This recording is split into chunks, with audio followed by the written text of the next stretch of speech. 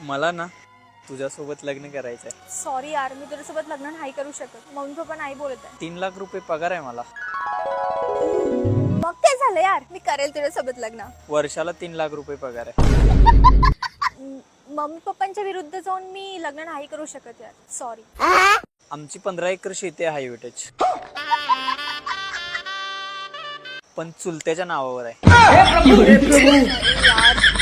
चुलता करतो बोललाय माझ्या नावावर, कारण त्यांना मुलं बाळ नाहीत ना.